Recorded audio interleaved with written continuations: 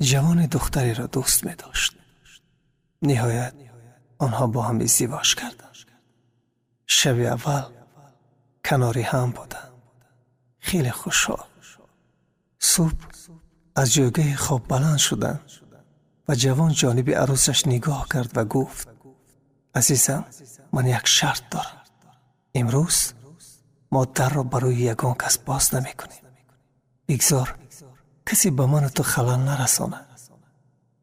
عروسش تبسمی کرد و راضی شد. ساعت هنوز 9 نشده بود که در تق تق شد. جوان از پنجره نگاه کرد و دید که پدر و مادرش در دست خوراک در پس در منتظر هستند که در را باز میکنند یا نه. ولی جوان خیش را کنار کشید، در را باز نکرد.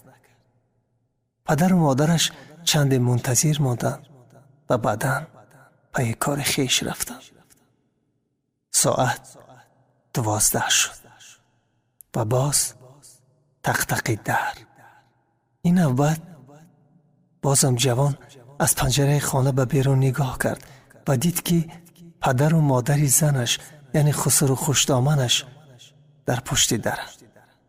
جوان خندید و جانب همسرش گفت: عزیزم، بیا ببین پدر و مادرت آمدن، چیکار میکنیم؟ یک لحظه خنده از لبهای دختر گم شد، ناپدید شد. نزد در آمد، سرش را خم کرد. مدت ایستاد. دانه های اشک بیست از چشمانش می شورید و گریه می کرد. جوان خواتیر شد، نزدیکتر آمد و دست روی شانه های دختر گذاشت و گفت: عزیزم، چرا گریه می کنی؟ به تو چی شد؟ دختر در حالی که چشمانش از گریه سرخ شده بود دست به دستک در برد و جانب جوان گفت: من تو را دوست می دارم، سخت دوست می دارم، ولی مرا ببخش.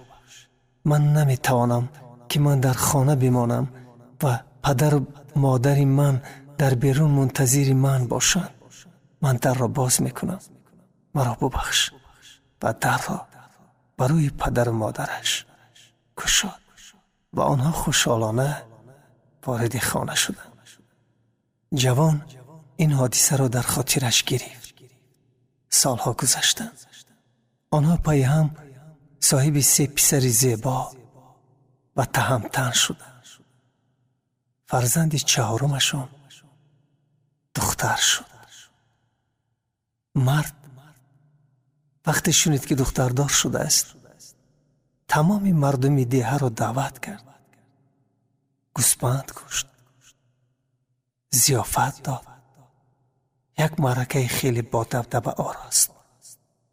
همسایه ها خویش و تبار، مردمی که در آن معرکه شرکت داشتند حیران شدند و نهایت یکی از آنها طاقت نکرد و گفت: ای رفیق، تو صاحب 3 شاه پسر شدی، لیکن برایشان یک مرغک را خون نکردی، برایشان خیری نکردی، ولی برای یک دختر که اون هم مال مردم است، بعد بزرگ شدنش شوهر میکند به خانه یک نفر بیگانه میرود، اینقدر تشویش، تردد، خیر و سخاوت چرا؟